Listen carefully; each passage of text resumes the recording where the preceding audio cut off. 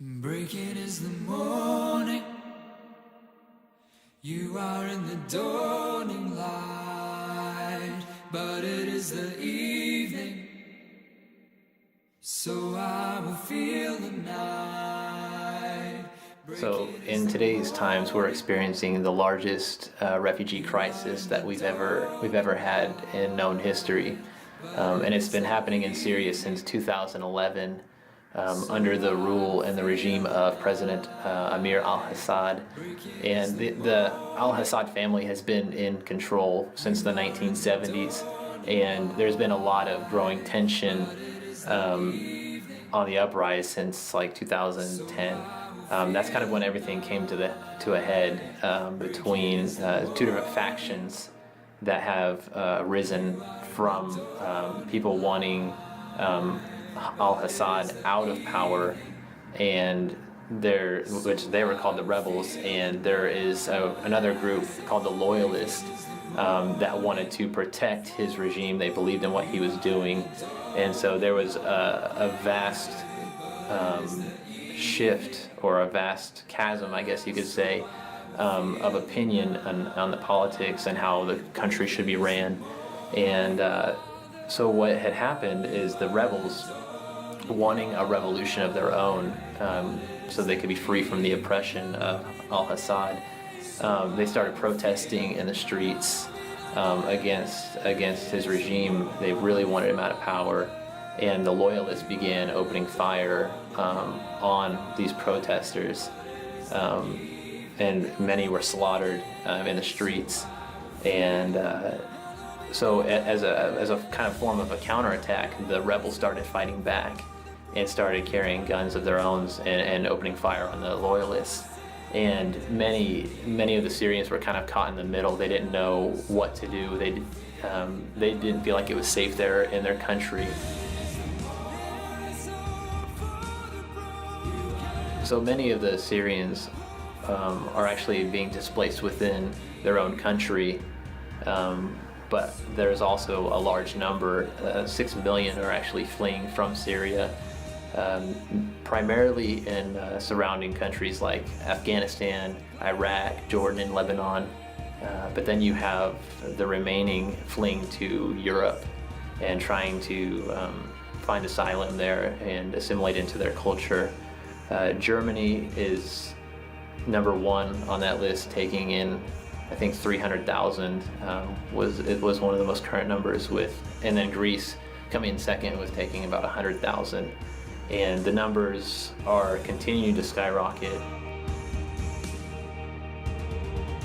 So you have Germany and Greece trying to find help from other EU nations, other countries within Europe, but they're really not able to get the help that they need. It's very expensive to sustain this rapid influx that we're seeing in these countries, and so that's even causing tension within Europe, and namely Germany. There's been a kind of almost an uprising of their own within that culture, especially this is the year of their elections. Many people are unhappy with their leader, Angela Merkel, and many are wanting to see her replaced because she's allowing so many refugees to come in, and many Germans feel like it's disrupting their culture.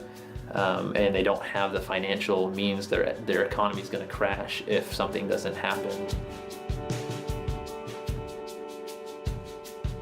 So Syria is predominantly Muslim, with 90.1% practicing Islam, and roughly 6% of Syrians are Christian, with only 0.16 Syrians being evangelical. So as of right now, the borders of Syria are pretty much closed to the gospel. It's considered an unreached people group, which means there's little to no presence of Christianity there.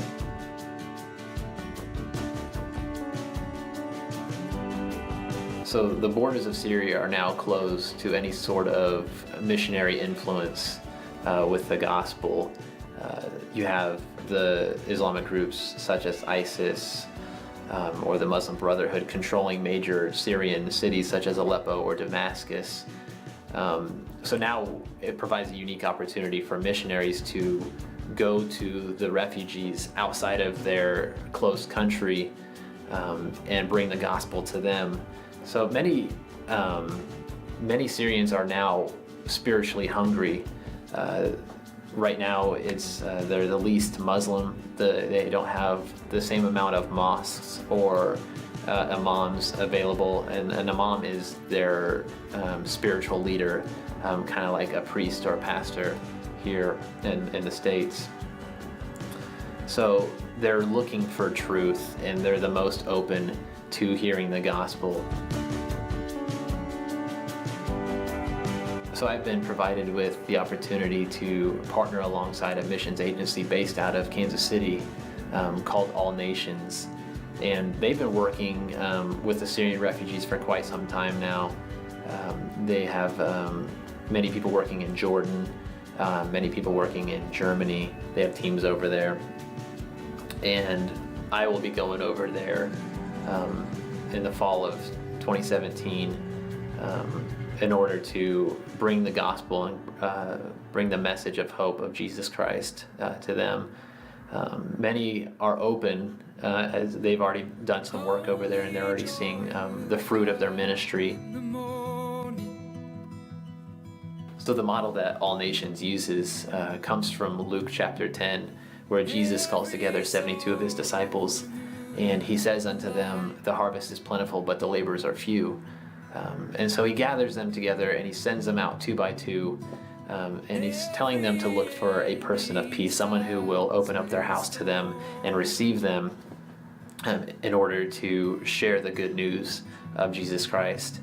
And so many of the All Nations team, they will go into the house, they will share a meal with them, they will have conversations with them about the person of Jesus.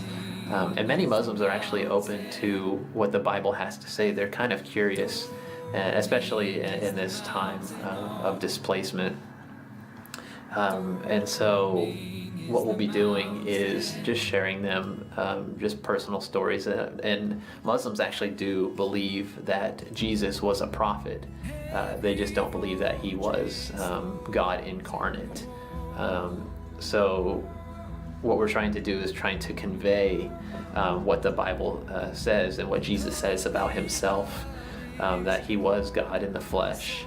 And many Syrians, many Muslims in fact, want to have more of a personal relationship with God, but what they believe that Allah is close, but he can never indwell you. And so they don't really know what Allah is thinking. They don't really know much about him.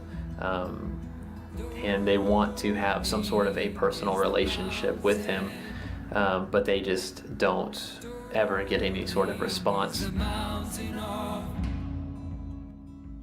So with this opportunity, we can show them who Jesus really is, what he said about himself, that he does want to have a personal relationship with them. So I feel like the Lord has been calling me to this, to go over to Germany and to work alongside All Nations and reaching the Syrian refugees and showing them who the person of Jesus really is, that he is a God that desires to be close and to have a personal relationship with them and be their God, and they would be his people. So I'm really needing to raise support, both financially and spiritually. I need a lot of prayer to go into this, because I can't go in there and do anything without the Spirit moving in my midst, and that just comes about by prayer. And so I really need a strong prayer network supporting me while I'm over there, that their eyes may be enlightened to hope and the calling of Jesus Christ. And in order for me to get over there and stay over there, I need to raise financial support. And depending on how much is raised, depends on how long I stay over there. Ideally, I'd like to stay over there at least a month, but the dates are tentative right now. So I'm just asking for support in this and coming alongside of me as I come alongside of all nations and try to reach the Syrian refugees with the gospel message of Jesus Christ.